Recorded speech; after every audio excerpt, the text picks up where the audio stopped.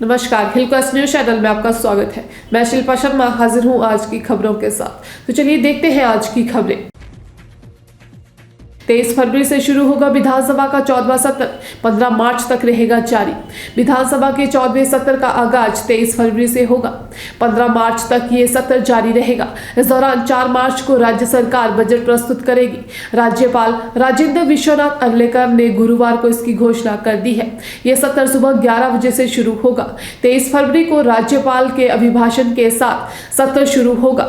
24 को शोकाद्वार शासकीय विधायी कार्य, 25 को राज्यपाल के अभिभाषण प्रस्ताव पर चर्चा होगी। 26 को विधायी कार्य, अनुपूरक बजट प्रथम और अंतिम किस्त, वित्तीय वर्ष प्रस्तुतिकरण, सामान्य चर्चा, मतदान विनियोग पर चर्चा होगी। 27 को अवकाश रहेगा। 28 फरवरी को शासकीय विधायी कार्य, राज्यपाल के अभिभाषण पर धन्यवाद प्रस्ताव पर चर्चा होगी।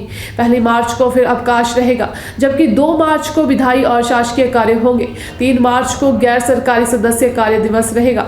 4 मार्च को बजट प्रस्तुत किया जाएगा। 5 मार्च को बजट पर सामान्य चर्चा होगी। 6 मार्च को अवकाश रहेगा। 7, 8 और 9 मार्च को बजट पर सामान्य चर्चा होगी।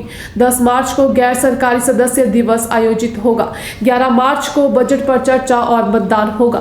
12 और 13 मार्च को अवकाश रहेगा। 14 मार्च को बजट की मांगों पर चर्चा और मतदान होगा, जबकि 15 मार्च को सत्र के आखिरी दिन शासकीय विधायी कार्य, बजट अनुमान मांगों पर चर्चा और अनुमान विनियोग विधेयक विचार विमर्श होगा। प्रदेश सरकार खरीदेगी 50 नई एम्बुलेंस, केंद्र सरकार ने दी स्वीकृति। राज्य सरकार 50 नई राष्ट्रीय एम्बुलेंस की खरीद करेगी। इस खरीद को लेकर केंद्र सरकार से स्वीकृति मिल चुकी है और जल्द ही इसकी घोषणा राज्य सरकार कर सकती है। ये तमाम एम्बुलेंस 108 के बीड़े में शामिल होगी। इसके बाद एम्बुलेंस की संख्या बढ़ जाएगी। इन एम्बुलेंस से उन क्षेत्रों को जोड़ने की तैयारी है जिनमें अभी तक राष्ट्रीय एम्बुलेंस सेवा की व्यवस्था नहीं है। जीबीके कंपनी से करार खत्म होने के बाद 160 एम्बुलेंस मेड्सबान फाउंडेशन को सौंपी गई है, जबकि कागजों में एम्बुलेंस की संख्या 195 है। 35 राष्ट्रीय एम्बुलेंस कंडम हो चुकी है और इन्हें काम में नहीं लाया जा सकता है।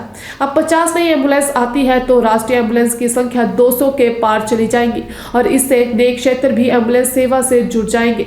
राष्ट्रीय एम्बुलेंस के कुल आंकड़े में 35 की संख्या कम होने के बाद करीब 175 कर्मचारियों की नौकरी जा चुकी है। एक एम्बुलेंस पर 2 चालक, ENT समेत 5 लोगों का स्टाफ रहता है। मेड्सबान फाउंडेशन ने 35 एम्बुलेंस कम होने की वजह से इनके स्टाफ को ड्यूटी पर नहीं रखा है और अब ये तमाम कर्मचारी बेरोजगार हो गए हैं।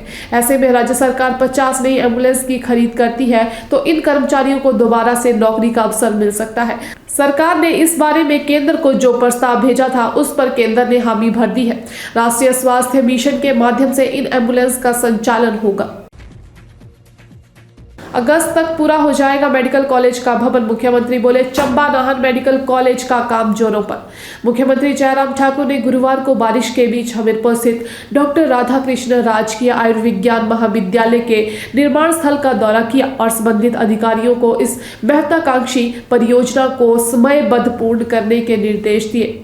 इसके उपरांत पत्रकारों से अनौपचारिक बातचीत करते हुए जयराम ठाकुर ने कहा कि 250 बिस्तर क्षमता के इस मेडिकल कॉलेज एवं अस्पताल को इसी वर्ष अगस्त तक तैयार करने का लक्ष्य निर्धारित किया गया है। मुख्यमंत्री ने कहा कि प्रदेश में नाहन, चंबा और हमीरपुर में 3 आयुर्विज्ञान महाविद्यालयों का कार्य तीव्र गति से जारी है। इन्हें इसी वर्ष सितंबर तक पूर्ण करने के प्रयास किए जा रहे हैं। उन्होंने कहा कि हाल ही में दिल्ली दौरे के दौरान उन्होंने केंद्रीय स्वास्थ्य मंत्री मनसुख मांडविया से मुलाकात कर इन परियोजनाओं के लिए अतिरिक्त धनराशि उपलब्ध करवाने का आग्रह किया था ताकि इन्हें समय पर पूर्ण किया जा सके। इस अवसर पर परिवहन निगम के उपाध्यक्ष विजय अग्निहोत्री, उपायुक्त देवाश्वेता वानिक, पुलिस अधीक्षक आकृति शर्मा, डॉक्टर सुमन यादव और अन्य अधिकारी उपस्थित रहे।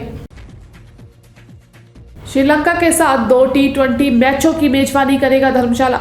श्रीलंका क्रिकेट टीम के 24 फरवरी से शुरू हो रहे भारत दौर की शुरुआत 3 T20 मैचों की सीरीज से होगी, जिसके 2 मुकाबले HPCA स्टेडियम धर्मशाला में खेले जाएंगे। हालांकि इस बारे में अभी BCCI की तरफ से कोई आधिकारिक बयान नहीं आया है, लेकिन सूत्र बताते हैं कि T20 सीरीज का पहला मुकाबला लखनऊ में 24 फरवरी को खेला जाएगा, जबकि अगले 2 मुकाबले धर्मशाला में 26 व 27 फरवरी को खेले जाएंगे।